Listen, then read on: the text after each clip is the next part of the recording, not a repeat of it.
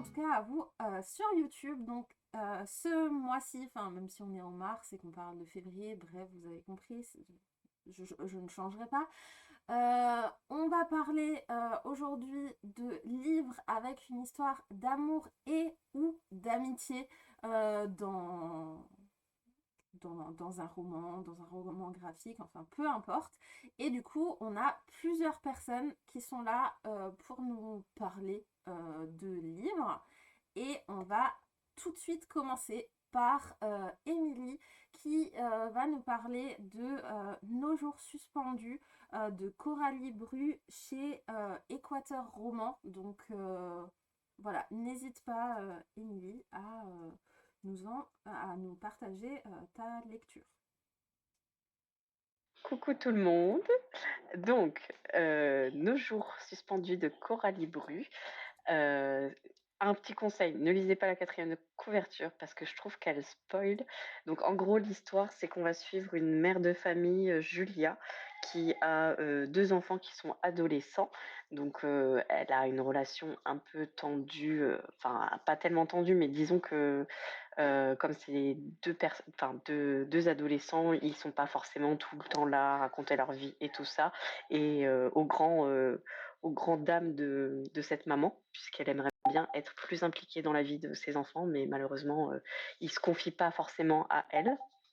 Et en fait, il va se passer que il y a sa fille, puisque ça va être principalement sur elle qu'on va se concentrer. Il y a sa fille qui va être différente de d'habitude et du coup elle va commencer à aller vers elle, etc., etc. Et il va se passer quelque chose bien sûr avec cette fille et cette mère, mais je ne veux pas en dire trop parce que je pense que ça gâcherait le plaisir de lecture, surtout que c'est un roman assez court. Il fait 230 pages, donc ça se lit vite. C'est aéré et tout ça. C'est un roman contemporain. C'est le premier roman que je lis de l'auteur puisque c'est son premier roman à elle, donc c'est normal. Dedans, l'autrice, j'ai trouvé qu'elle retranscrivait avec brio et avec vraisemblance les scènes du quotidien qu'on peut avoir avec un ado et enfin entre une ado et sa maman. C'était très vraisemblant et très sincère. En fait, on voit que l'autrice, elle a l'habitude de ce genre de situation. J'imagine qu'elle doit avoir des enfants. En vrai, j'en sais rien, mais en tout cas, ça me paraît, c'est vraiment crédible. J'ai apprécié la délicatesse de la plume de l'autrice et pourtant, elle nous épargne pas dans le sens où elle aborde des sujets qui sont pas forcément évoqués, mais c'est bien fait. Elle, elle fait ça avec douceur et en plus elle va dans les sujets sans tabou en fait. Elle parle de choses qui sont pas forcément évoquées dans la littérature ou en tout cas moi je l'avais pas vu sous cette forme-là. Ce que j'ai apprécié dans le roman, c'est que en plus de les sujets qui sont abordés, qui sont super bien, la relation entre la mère et la fille, je trouve qu'elle est bien retranscrite dans le sens où elle n'édulcore pas le truc. Euh, Il y a des moments où la mère et la fille sont en tension et elles vont se friter, et d'autres où elles vont être plus dans l'émotion et elles vont se confier l'une à l'autre. Et l'autre point que j'ai beaucoup aimé dans le roman, c'est que Julia, elle est là. Donc Julia, c'est la maman, hein, je reprécise parce que voilà. Elle est là pour épauler sa fille. Tout le long du roman, elle l'épaule. Elle lui explique les choix que elle ferait à sa place, mais elle ne lui souffle pas sa décision en fait. Elle est vraiment là pour l'accompagner et pas pour la juger ni quoi que ce soit. Et voilà, j'ai vraiment apprécié le roman et je trouve que c'est vraiment un roman qui est cool dans le sens où il parle de sujets importants. Donc je peux pas dire le sujet parce que je pense que bon, ça peut être deviné très vite quand on commence le roman, mais je pense que c'est vraiment utile de le lire pour le découvrir. Et sur la couverture, il y a trois femmes parce qu'il y a donc Julia, sa fille, et la personne qui est présente la présence de mère pour Julia. Donc, elle va avoir une place, mais j'ai trouvé que c'était moins central que la relation entre Julia et sa mère. Bon, je sais pas si c'est très clair, mais voilà un peu pour ce roman. Oui. Je ne suis pas multitâche. Mais en tout cas, ça a l'air intéressant. Hop. Ouais, franchement, enfin, c'était une très bonne surprise. Je l'ai reçu à l'occasion de la masse critique Babelio. Donc, franchement, j'y suis allée pour la quatrième de couverture. Et ouais, très, très, très bonne surprise. Et je l'ai lu en 2 jours, hein. Franchement, il se lit vraiment très vite. Il n'y a pas du tout de souci là-dessus, hein. C'est un roman contemporain. Je crois, je l'ai dit. Je crois. J'avoue que Ok, ben écoute, merci en tout cas pour cette première présentation. Vu que sans trop spoiler, je sais qu'il y en a d'autres. Ah bon?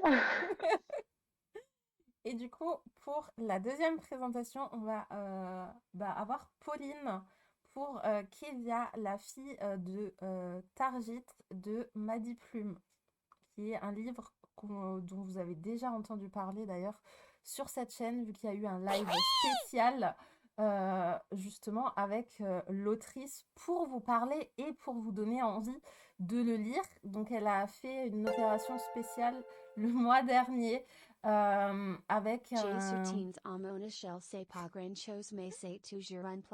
Peach, je reprendrai juste après. Il me fait trop rire ce truc qui parle. Du coup, ouais, elle a fait une grosse opération avec le e-book à 99 centimes ou à 1,99 €, je sais plus. Et une grosse lecture commune. Et donc, Pauline y a participé. Et du coup, je suis trop contente qu'elle nous en parle avec ses mots ce soir. Bonsoir à tous. J'ai toujours envie de rire à chaque fois.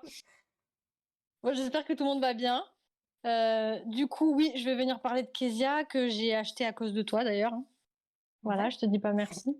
Bah, si, je te dis merci quand même, parce que c'était génial. Du coup, ouais, on a fait une lecture commune avec l'auteur qui est très sympathique. Et je sais qu'il y a d'ailleurs une autre lecture qui va être faite avec une de ses amies auteurs bientôt, parce que je sais qu'elle en avait parlé dans le truc. Oui, Je crois qu'elle a mis avec Alexiane Delis, je sais plus. c'est ça, c'est le truc des Voilà. sirènes là, je sais jamais le nom. Mais c'est vrai que ouais, faire des lectures avec les auteurs, c'est très sympa. C'est la première fois que je le faisais.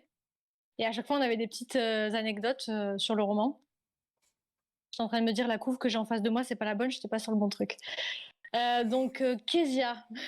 Est-ce que je me rappelle de l'histoire déjà? On suit Kaina, qui est une jeune fille qui vit dans son village avec son grand-père. Donc voilà, elle vit dans un petit truc où il se passe pas grand-chose, quoi. Elle est pas très aimée des jeunes avec qui elle vit. Elle a une meilleure amie, mais à part ça, c'est quelqu'un d'assez secret, etc. On va vite comprendre pourquoi. On va apprendre des choses de sa vie, des secrets, bon, qui n'en sont pas pour le lecteur, qui va vite savoir pourquoi elle se comporte de cette façon. Et en fait, elle va commettre un délit, parce que dans ce monde-là, les livres sont interdits. C'est que la reine qui peut les avoir, quoi, et s'en servir. Et le reste des personnes n'ont pas le droit d'utiliser des livres et de les lire. Et en fait, elle va être prise en train de lire un livre. Et elle va être arrêtée. Sauf que la personne qui l'arrête, on va vite aussi comprendre que, voilà, c'est pas n'importe qui, il y a une histoire derrière. Et j'ai trouvé que c'était vraiment extrêmement bien écrit. C'est une romantaisie, même si le world building est quand même très important. Donc, c'est l'univers du monde. Et parce que je sais que pour certains, s'il y a que de la romance, ça va pas leur plaire. Moi, je sais que ça me dérange pas. Et là, non, la romance est importante, même si pour l'instant, on est aux prémices. Et mais voilà, c'est surtout le monde qu'on va suivre. Et ouais, c'était très intéressant. Je me suis attachée au personnage. Kaina, c'est quelqu'un de, enfin, comment dire, elle se débrouille par elle-même. Elle est assez indépendante, mais elle a aussi ses fêlures et c'est ce que j'aime bien. Moi, j'aime bien les personnages comme ça qui sont pas soit des guerrières ou, enfin voilà, qui ont quand même qui montent leurs fêlures, qui montent Oui, qui sont bah, pas qu'elles sont pas juste parfaites, badass quoi. en fait. Voilà, parce que ça a un peu tendance à me saouler. Elle, vraiment, elle est humaine. Et j'ai bien aimé ça. Alors, pour la romance, on est sur du slow burn. Donc, c'est vraiment une romance qui va prendre son temps. Voilà. Donc, n'attendez pas trop vite, quoi. Ça va prendre son temps. Mais j'ai vraiment beaucoup aimé aussi cette romance-là. Et ouais, la plume de l'auteur, elle a été magnifique. Franchement, elle écrit très, très bien. C'est son deuxième roman, non, je crois. Oui, c'est son deuxième roman, oui. Et c'est une Voilà. trilogie Et normalement. ouais, le 2 qui sortira fin 2023, normalement. C'est ça. Bon, elle nous avait envoyé, comme on a fait la lecture commune, elle nous avait envoyé un extrait, mais bon, moi j'avoue, je l'ai pas lu parce que je préfère me garder pour. Enfin, je me connais, si je le lis, je vais être trop impatiente et voilà. Mais du coup, ouais, c'était vraiment une super lecture. Ça se lit très, très bien, c'est très addictif, voilà. Je suis assez d'accord avec toi J'espère que parce j'ai été que claire. on sait que enfin pour ceux qui me connaissent, hein, on sait que je suis pas une grande fan des romantici trop trop romance. Moi, je préfère le truc fantasy que romance, mais c'est vrai que là, ça passe tout seul. Et alors moi, j'ai une autre remarque, c'est que moi, j'avais une chanson tout le long dans la tête, et visiblement, j'étais pas la seule, même si Pauline, non. Non. Parce que ce que Pauline n'a pas dit, ou je ne crois pas, c'est que en fait, Kezia est une réécriture de la princesse Anastasia, comme on peut la connaître ben, dans les Disney, plus vraiment Disney, enfin voilà.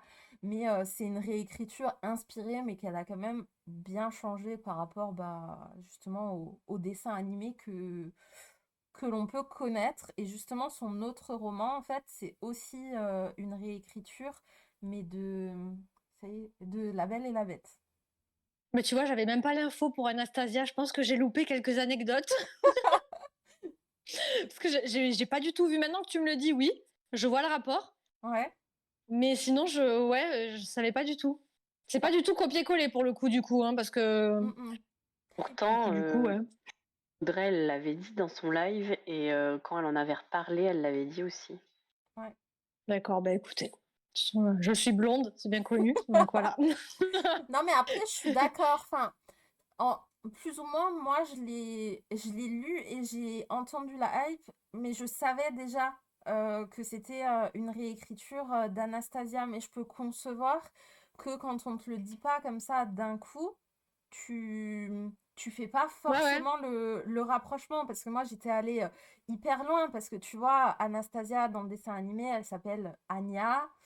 Anastasia, Ouais. AA, enfin voilà, moi j'ai fait des rapprochements de Mm, ouf, mm. hein. Moi je suis allée. Même maintenant que tu le dis, le mec avec qui on sent qu'il va y avoir un truc, tu vois aussi le rapport. Voilà. C'est vrai, c'est vrai, c'est vrai. Mais j'aime beaucoup aussi Anastasia, donc ouais. Mais c'est vrai que oui, c'est la romance, on sent qu'il va y avoir, ça va avoir de l'importance et tout, mais ouais, l'univers de la fantaisie est vraiment là. C'est pas Oui, juste un prétexte à la romance, et voilà. Donc pour les personnes qui sont pas très romance, ça va pas vous déranger, quoi. c'est ça.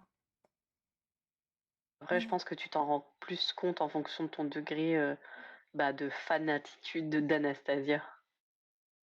Mais comme moi, tu vois, j'avais pas du tout le truc, ça a rien changé, mais oui, maintenant Mm, qu'on me le dit, peut-être que je l'aurais vu autrement, en fait. oui, mais je pense que Mais ça ça aurait choque ajouté pas que en du fait. plus, en fait. Oui, voilà, ça choque pas si tu le sais pas et que tu le lis Non, sans le pas du tout. savoir ou indirectement. Mais c'est vrai que C'est ben pas quand comme tu. à Cotard où tu crames direct de quoi c'est c'est la réécriture, quoi. Là, non. Oui, mais c'est vrai que quand tu réfléchis de après, de comment tu la retrouves, de la coïncidence des prénoms, en fait, de plein plein de choses. Mais effectivement, tu peux le remarquer complètement après et passer à côté dans ta lecture, mais sans que ça te la gâche, en fait. Voilà. Oui, non, non, ça gâche rien du tout.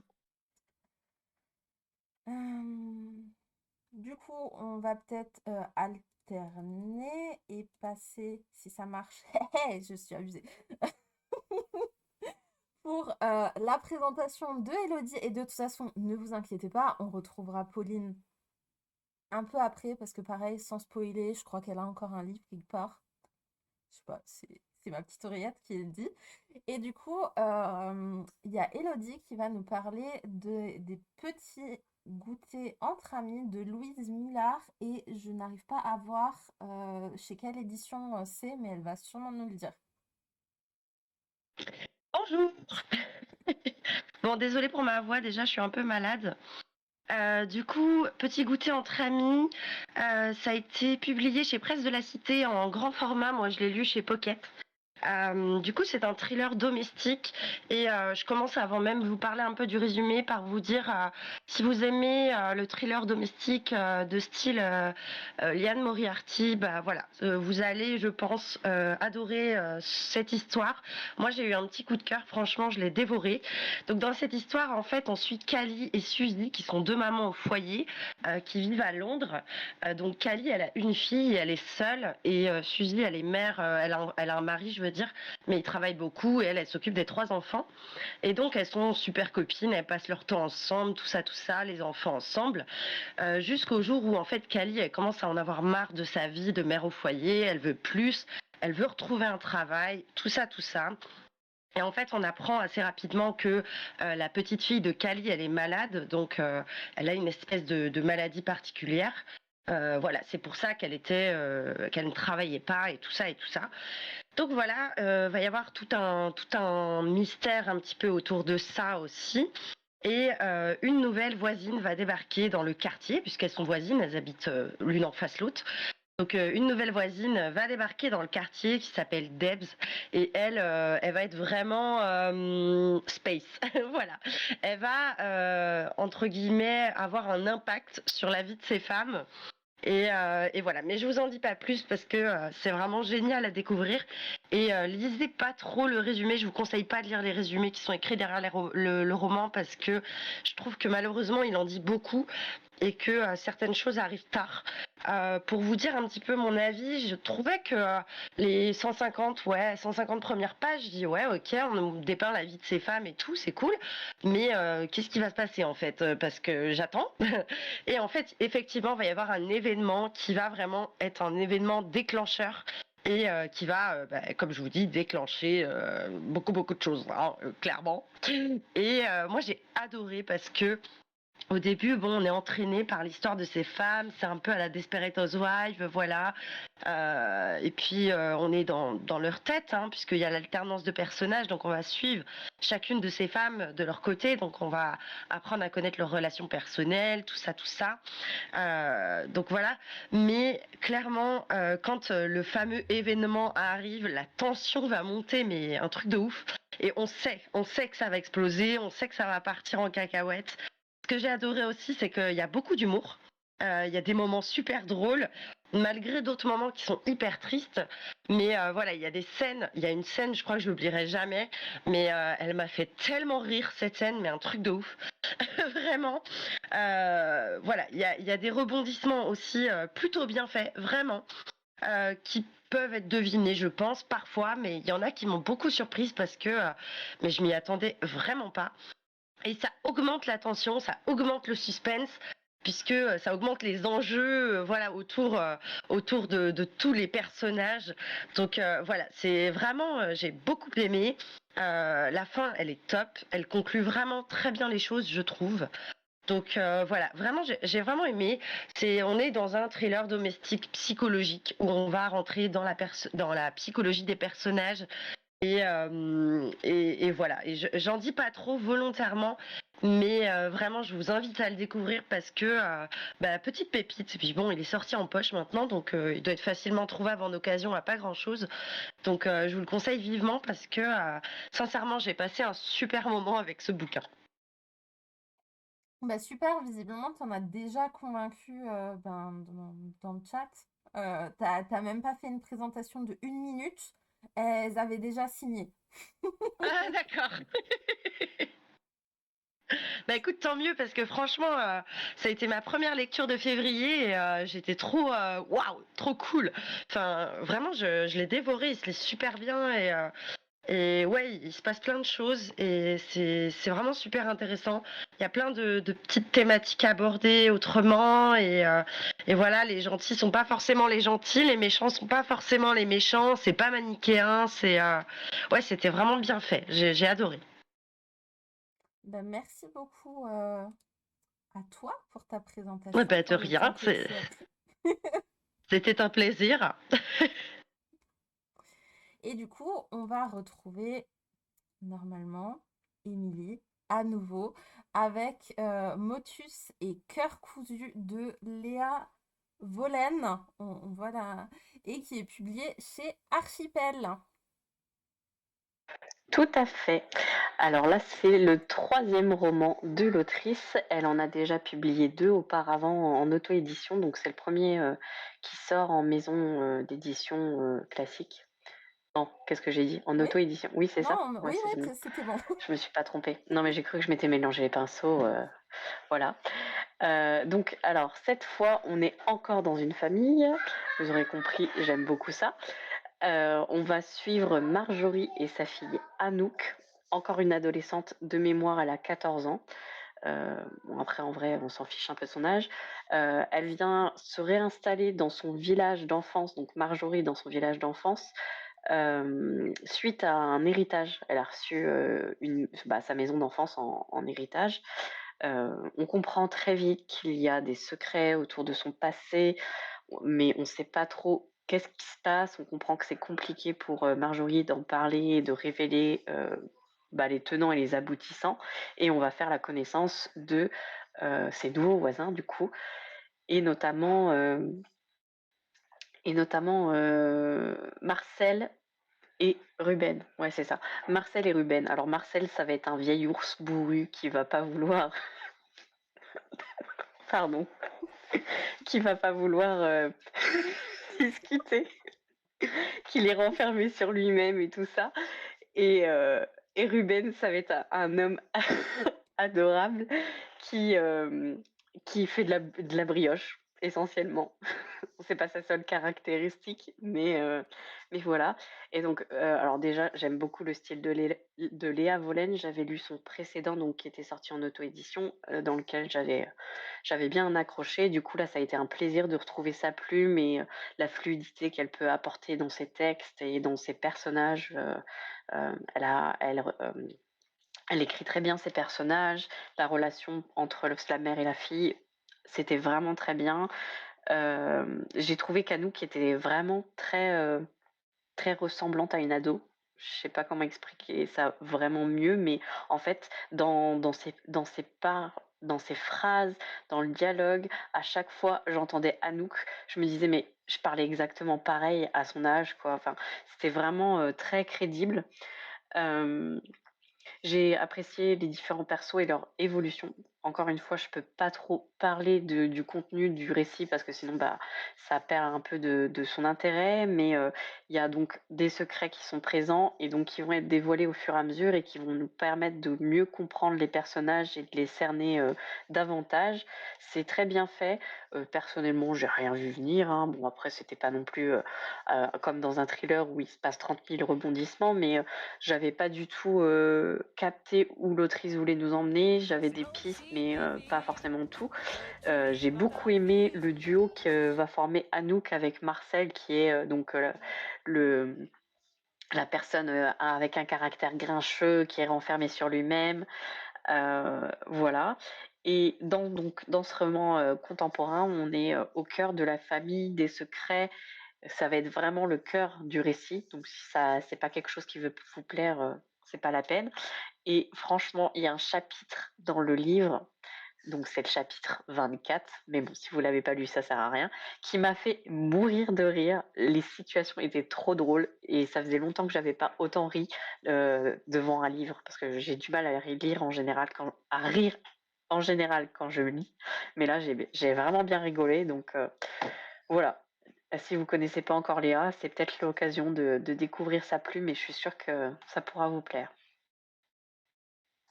Ben, merci pour ta présentation.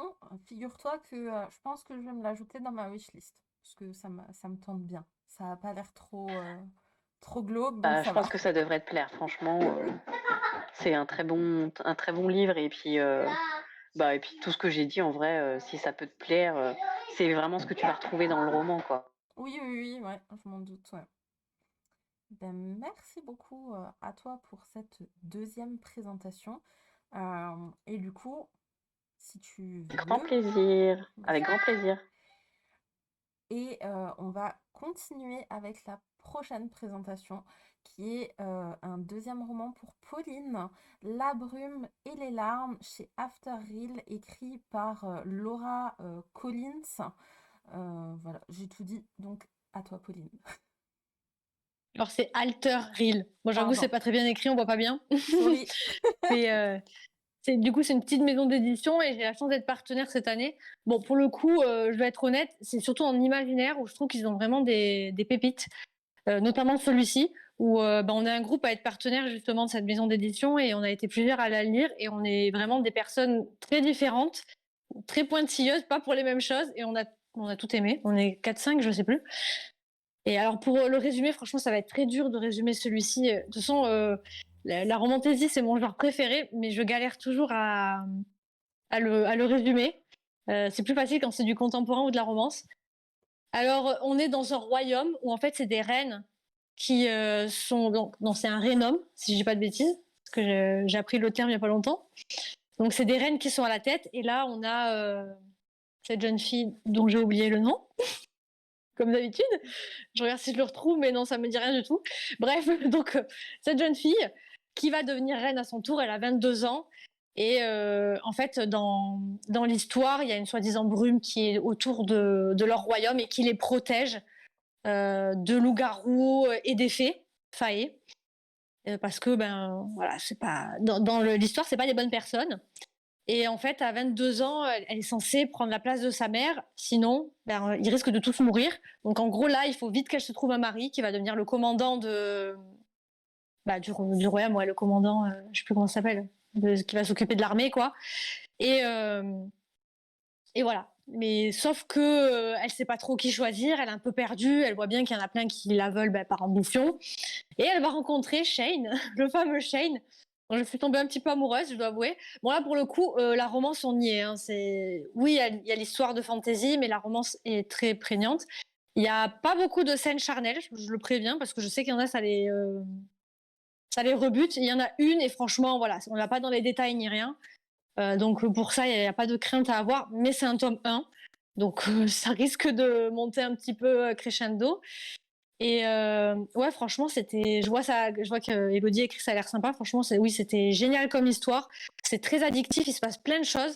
Bon, le personnage féminin, pour le coup, elle m'énervait pas mal parce que elle est toute jeune, elle s'est jamais intéressée au royaume ni rien, et elle arrive à dire oui, non, mais moi je ferais pas comme ça. Si je suis pas d'accord avec vous et tout, parce qu'elle a son frère qui est commandant et sa mère qui est reine, et elle pense savoir mieux, alors que bon, la petit à petit, elle va se rendre compte que non, finalement, elle ne sait pas que, et qu'ils ont testé, qu'ils ont vu que, voilà, que tout n'est pas simple, qu'elle a appris des choses qu'elle ne savait pas. Et voilà, donc là, on est vraiment dans le début, c'est introductif, où il y a toujours cette brume. Est-ce qu'elle va rester? Est-ce que ça va les protéger? Bon, vous vous doutez bien, il commence à se passer des choses, où des gens arrivent à rentrer dans leur royaume, etc. Donc ouais, franchement, très très addictif, très sympa, et j'ai très hâte de lire la suite. Voilà. Merci beaucoup à toi, Pauline. En tout cas, la prochaine à présenter, je crois que c'est moi. C'est ça. Et du coup, je vais vous parler d'une lecture graphique. Comme ça change un tout petit peu des autres lectures que vous avez pu voir jusque-là. Donc, c'est Le cœur en braille. C'est un tome 1. C'est de Joris Chamblin, Pascal Ruther et Anne-Lise Nalin. C'est publié chez Drago. Normalement, ça va être une trilogie si je me suis bien renseignée. Et en fait, dans cette histoire, on va suivre Victor qui, cette année scolaire, est clairement en galère, mais bizarrement, il y a des trucs dans sa vie perso, que ça soit de la musique ou par exemple sur des choses mécaniques. Il va super bien s'en sortir, mais alors l'école, c'est la grande galère pour lui.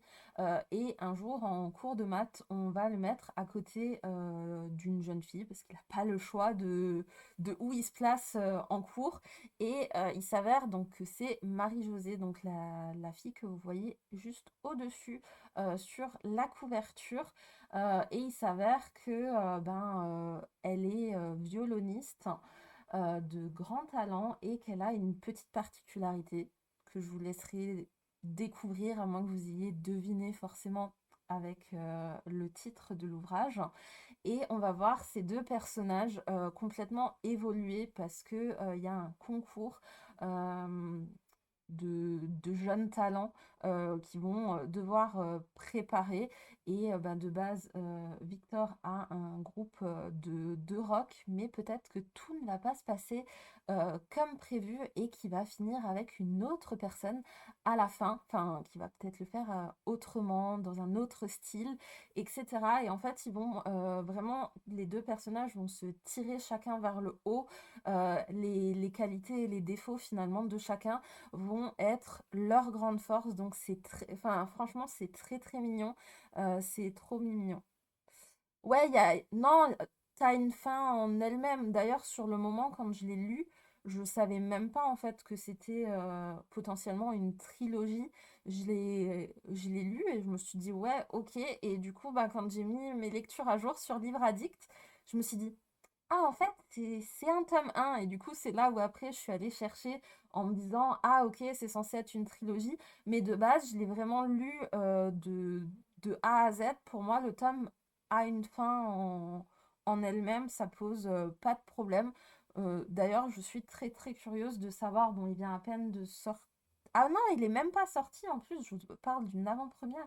Je n'avais pas vu que je l'ai eu en service presse sur NetGalley, parce qu'il sort que le 17 mars 2023. Donc forcément, comme il n'est pas encore sorti officiellement, je ne sais pas du tout quand sortira le tome 2. Oui, bah oui, GG, mais on voit que la streameuse a over préparé son truc, tu vois.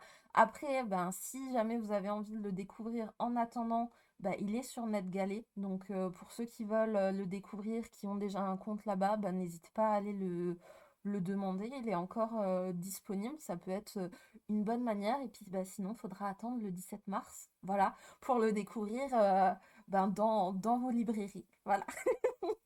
Comme ça, je vous donne envie d'acheter en avance. C'est pas mal aussi, c'est un nouveau concept.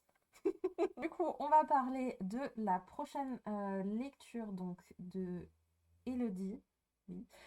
Et donc, c'est L'ombre de l'autre femme de Dorothy Compson, je ne sais pas comment on prononce ça, chez Charleston Noir. Je ne savais même pas que Charleston avait une collection noire. Ouais, je l'apprends en même temps.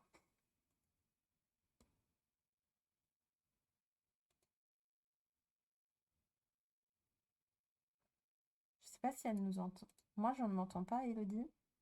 Désolée. Ah, pas de souci. Désolée, j'ai bugué avec mon téléphone. Je me suis dit, je crois que j'ai perdu Elodie. Oups. Et non, mais en plus, comme j'écoute, enfin, je suis sur Twitch sur mon téléphone, alors je jongle, je coupe le son de Twitch, après je vais sur le Discord, enfin bref, c'est tout un bordel et du coup j'ai bugué. Donc, rebonsoir. Donc oui, je voulais vous parler aussi de L'ombre de l'autre femme, qui est encore un thriller domestique, mais qui est cette fois, je trouve, un peu plus sombre déjà. On va aborder des thématiques un peu plus sombres, pardon. Donc j'ai vu qu'il est sorti donc chez Charleston, mais moi je l'ai en France Loisirs. Enfin voilà. Je crois qu'il est sorti en poche, mais je suis pas certaine. En tout cas, dans cette histoire, en fait, l'histoire démarre où on est sur le lieu d'un accident de voiture où Libby et Jack, donc un couple marié, ont eu un accident. Jack va plutôt bien. Libby, elle, par contre, elle est très mal en point. Et on apprend tout de suite, en fait, qu'il y a un espèce de mystère autour de cet accident. Disons que il a l'air normal, tout va bien, mais quand même, il y a un petit truc. On sait qu'il s'est passé un petit truc juste avant l'accident. Quoi, on ne sait pas. Et Libby, en fait, dans ces moments de perte de conscience, tout ça, voilà, elle va se remémorer sa rencontre avec Jack et leur relation et tout ça. Et on va apprendre à la connaître, en fait, aussi à travers ses souvenirs. On va apprendre que Jack avait déjà une femme avant, mais qu'elle est décédée dans un accident domestique très suspect, ma foi.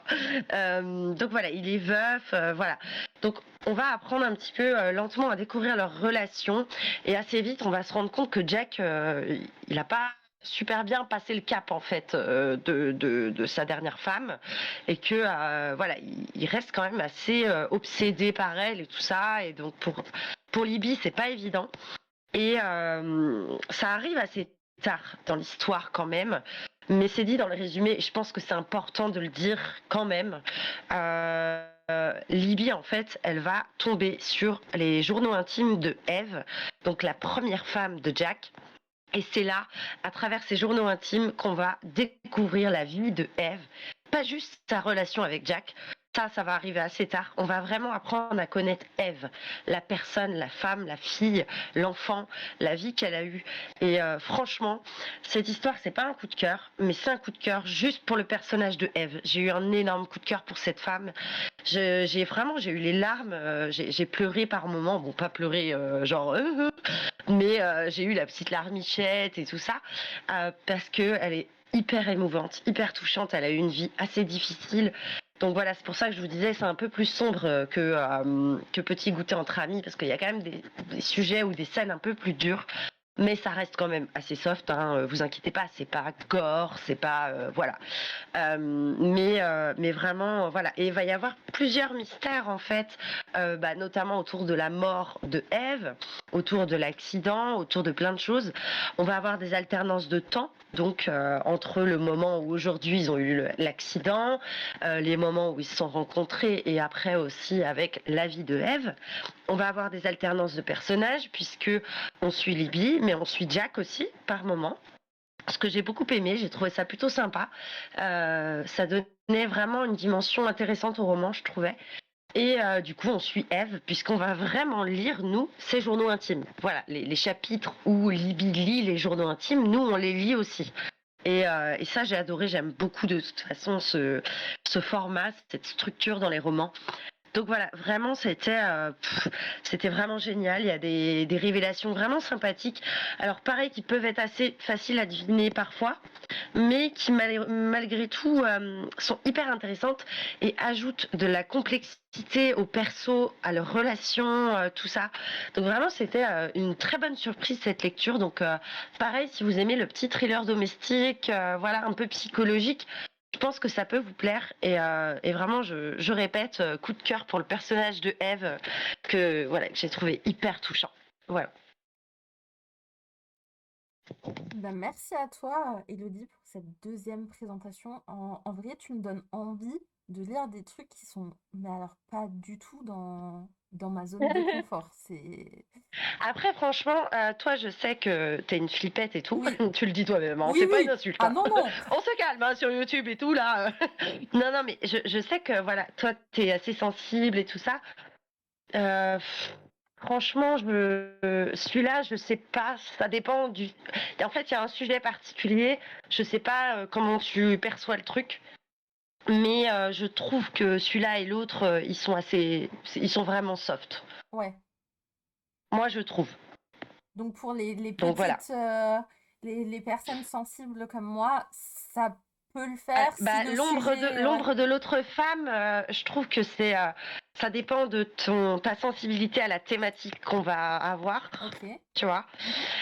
Donc là, je le dis pas, mais si jamais quelqu'un veut connaître cette thématique à l'avance, il suffit de me demander, je vous dirai. Mais voilà. Après, petit goûter entre amis, franchement, je pense que oui. Et pour n'importe qui, c'est vraiment quelque chose de soft. Voilà. Je trouve que ça va. Ok. Merci beaucoup à toi pour De cette rien. deuxième présentation. Et puis du coup, entre-temps, je ne crois pas qu'il y a eu d'autres participations.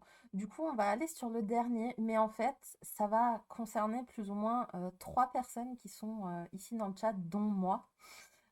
Et du coup, gros fail, on va parler de Rendez-vous sous les flocons. Donc pour ceux qui étaient potentiellement là au dernier club de lecture, c'est Pauline qui nous avait parlé de l'autrice et justement elle avait parlé qu'il y avait une nouvelle, vu que là c'est en format nouvelle. Finalement je vous propose pas mal de petites lectures, c'est quand même étonnant pour moi, hein, je tiens quand même à le dire. Et du coup dans cette nouvelle qui est très mignonne et très très douce, on va retrouver Clémentine qui a l'air quand même toute mimi et toute adorable et qui se fait un trajet de dingue tous les jours en métro, merci, je cherche mon mot, sur Paris pour croiser un jeune homme dont elle ne connaît rien, qu'elle a juste vu dans les transports. Et en fait, leur petite habitude à tous les deux, c'est que justement, tous les matins, ils se croisent dans ce même métro continuellement. Mais elle se fait vraiment un détour de fou pour se croiser 5 minutes chaque jour. Sauf qu'un jour, elle va être dans une situation bien que cocasse et bien trop mignonne. Et finalement, il va s'avérer que elle va découvrir ce jeune homme. C'est en période de Noël. Je tiens quand même à le préciser, mais moi, ça me choque pas de l'avoir lu en dehors de la période de Noël. Et donc, bon, là, je vous le cache pas, c'est une romance. Voilà, on vous présente deux protagonistes, etc. Donc de temps en temps, on voit le point de vue de Clémentine et de l'autre côté, on voit le point de vue de Julien, mais on voit quand même beaucoup plus le point de vue de Clémentine que celui de Julien. Mais franchement, j'ai adoré cette lecture du début à la fin. Déjà parce que j'ai super rigolé. Pour moi qui n'ai pas d'humour non plus, donc je suis une chouchotte et j'ai pas d'humour. Voilà, comme ça vous avez cerné le personnage si jamais vous ne l'aviez pas. Et franchement, il y avait plein de petites références comme ça partout. Là où moi j'avais franchement le sourire tout le long. Et franchement, j'avais qu'une seule envie. D'ailleurs, si vous aimez les livres, je pense que vous pouvez que apprécier l'endroit là où Julien travaille. Enfin, en tout cas, moi, c'est ce que j'ai ressenti. Et chelou, j'ai pas rigolé. Mais, mais en tout cas, c'était cool que ça soit Pauline qui m'ait conseillé une romance. Et que le pire, c'est que j'ai apprécié. Parce que là, bon, ça fait combien? Ça fait 80 pages, donc la romance va quand même se passer au bout d'un moment. Mais j'ai vraiment trop, trop adoré. Est-ce que, au cas où Pauline ou Émilie d'ailleurs, vu que vous avez toutes les deux lu, est-ce que vous vouliez rajouter quelque chose? Moi, je voulais dire qu'en fait, ça fait partie de. C'est un tome compagnon d'autres tomes qu'il va y avoir, parce qu'en fait, c'est plusieurs personnes qui tiennent un café avec des viennoiseries et tout, vraiment le truc pré-cocooning. Et donc, il y a Julien, il y a Cédric qui va être le prochain tome. Et moi, j'ai lu le tome sur Charlène. Et c'est trois meilleurs amis qui sont associés en fait, qui tiennent ce truc ensemble. Et on va avoir à chaque fois leur histoire à eux. Donc là, il y a cette nouvelle qui est normalement toujours gratuite si jamais vous voulez essayer. Moi, j'ai lu du coup le tome sur Charlène, Rendez-vous sous le gui. Oui, c'est ça. Et le prochain, ce sera Rendez-vous quelque part, mais il est encore en écriture parce que je suis l'auteur et je sais qu'elle n'a pas encore terminé. Pour le coup, le tome aussi entier était vraiment. Enfin, le tome entier. Le roman, je veux dire, en entier, c'était pas une nouvelle. C'était vraiment très, très sympa. On garde cette même ambiance cocooning dans le roman. Ouais, c'est trop bien ça. Je Et crois oui, que il y a aussi, ouais. C'est juste que bon, c'est plus long. Oui. Mais il y a toujours ce côté, c'est très attendrissant en fait. Moi, je sais que Rendez-vous sous les flocons, j'avais l'impression de revivre mon premier amour un peu, tellement les sentiments sont bien faits. C'est très doux ce qu'elle fait cette auteure et je trouve ça très beau, elle écrit très bien. Et en plus, elle est très sympa. Donc ça aide. D'ailleurs, elle était très contente que tu aies aimé son roman. Oui, surtout pour une non-addict à la romance. Ouais. Bon, du coup, par contre, ces romans c'est des maisons d'édition canadiennes parce elle habite au Canada. Je crois qu'elle est française, mais elle habite au Canada depuis quelques années. Mais on peut se les procurer quand même. Mm. Et il n'y a pas de mot canadien ou quoi. Je préfère préciser Ouais, c'est vrai. que ça aurait pu, mais non, c'est vrai. Enfin, je crois qu'il y a un moment, il y a un truc, il y a un mot où moi, le tome d'après que j'ai lu, où j'étais un peu perdue, je crois, mais sinon c'est un mot sur tout un roman, quoi. Mm. De toute façon, enfin, l'histoire de base, en tout cas dans la nouvelle, mais du coup, je suppose que si ça part du même café, forcément, Oui, l'histoire est à Paris, quoi. oui, toujours à Paris, ouais. Donc vraiment, ouais, si vous aimez tout ce qui est douceur et tout, et c'est pas cucu. Je sais pas, moi, elle arrive à m'embarquer alors que j'aime pas tout ce qui est mielleux et tout. Et là, j'étais totalement dedans. Pourtant, le mec dans le tome avec Charlène, clairement pas le genre de mec qui serait mon book boyfriend, quoi. Oui. Mais leur histoire est trop belle et voilà. Ça fait plusieurs romans que je lis de l'auteur et vraiment, je la recommande. Ouais, mais c'est vraiment ça, c'est vraiment une ambiance vraiment cocooning. Je pense que c'est ce qui décrit vraiment mieux le roman parce que autant dans ce qui se passe entre les personnages, autant entre l'ambiance qu'il y a dans le café et tout ça, c'est vraiment, ouais, t'es vraiment dans un truc très cocon et c'est hyper agréable. Mm. Et en fait, Ouais. moi, il y Et a... tout est, ouais. Vas-y, Pauline. Non, vas-y. Vas-y. J'allais dire tout est pur en fait. C'est pas sombre, c'est pas. On va pas y avoir du drama pour du drama. C'est beau en fait. C'est Ouais. juste beau. Et puis leur manière, du coup, de communiquer, de se parler au début quand ils peuvent pas, moi, j'ai trouvé ça Ouais. trop mignon. En fait, je me dis, enfin, bon, on a l'histoire qu'on a, mais c'est vrai que ça peut faire penser un peu je sais pas, un amour de lycée ou de jeunesse, là où tu te dis, ouais, tu te croises dans les transports en commun Ouais. et tu communiques comme tu peux parce que ben ils ont quand même pris du temps sur les 80 pages avant de réellement se parler ou réellement avoir le déclic pour se voir. Donc c'est ça que je trouvais ça assez mignon, mais comme dit, je pense que même bah, les personnes qui sont pas hyper addictes à la romance, juste pour se mettre dans l'ambiance, ouais, cocooning, bon, un peu Noël, parce que voilà, ça se passe à Noël, donc on va pas cacher que forcément on parle de Noël, mais si on a juste envie d'une bonne lecture, de passer un bon moment sans se prendre la tête, sans avoir quelque chose de compliqué, je pense que c'est la plus belle alternative et je pense que comme Émilie, euh, je vais peut-être voir pour me procurer bah, justement Rendez-vous sous le lit et d'autres qui seraient dans le même univers parce que vraiment je suis curieuse de savoir ce que l'autrice fait sur un texte plus long. Vu que là, forcément, 80 pages, ça se lit quoi, en 2 heures? Ouais. Moi, j'avais lu aussi. Elle a fait d'autres romans où pareil, c'est des tomes compagnons. Mhm. Elle fait souvent ça. Et j'avais lu que le 2, enfin tome 2, c'est pas vraiment des tomes parce Oui. qu'on peut les lire tous indépendamment, hein. Mm. Mais c'était le deuxième qui était sorti et c'était sur une aviatrice. Donc déjà, c'est hyper original d'avoir une femme qui est conductrice d'avion. Voilà, je crois pas que ce soit le bon terme, mais voilà. Et pareil, c'est tout doux. Ça prend vraiment son temps pour le coup. Là, vous n'aurez pas de scène charnelle. Je crois qu'il n'y en a aucune en Rendez-vous sous le lit déjà pour dire. Mhm. Donc les gens qui aiment pas trop ça reste vraiment pilote. Voilà, merci. Conductrice d'avion. On avait compris dans le principe. J'oublie souvent mes mots, ok? On ne juge pas. Mais voilà, ouais, ça reste aussi une histoire très sympa. Mais je pense que ce club de lecture touche à sa fin. Je sais pas ce que vous en pensez, mais on a fait un bon tour d'horizon quand même en quasiment 1 heure. En tout cas, c'était cool.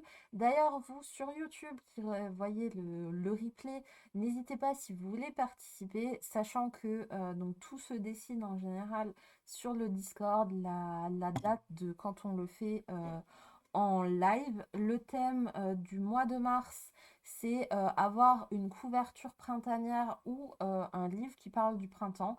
Pareil, c'est toujours fait de manière à ce que ben, qu'on lise du thriller, du fantasy, du fantastique, je sais pas, du contemporain, enfin peu importe, qu'on puisse trouver une lecture et surtout partager entre nous. En tout cas, je remercie infiniment nos 3 intervenantes de ce soir, donc Elodie, Émilie et Pauline, qui sont adorables de nous présenter leur très bonne lecture, voire leur coup de cœur. En tout cas, ben, je pense qu'elles se joignent à moi pour vous souhaiter de très bonnes lectures et vous dire à très bientôt. Ciao ciao.